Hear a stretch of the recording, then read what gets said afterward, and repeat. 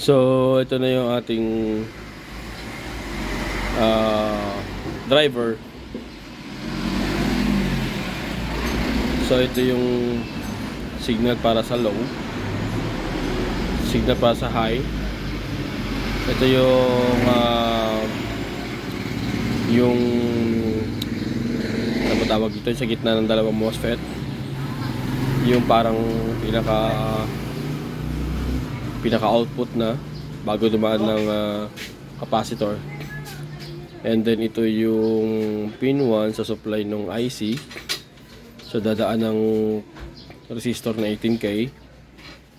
Tapos ito yung ground sa gitna. Tapos ito yung feedback galing ng trimmer, no, yung dadaan mo ng ating mga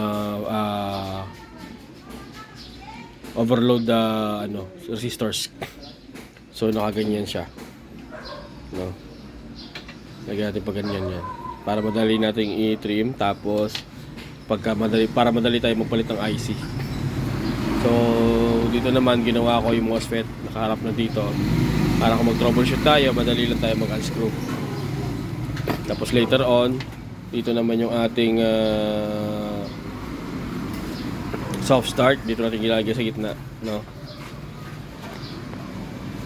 Tapos dito naman yung ating mga rectifier diodes, fast switching diodes, Schottky diodes.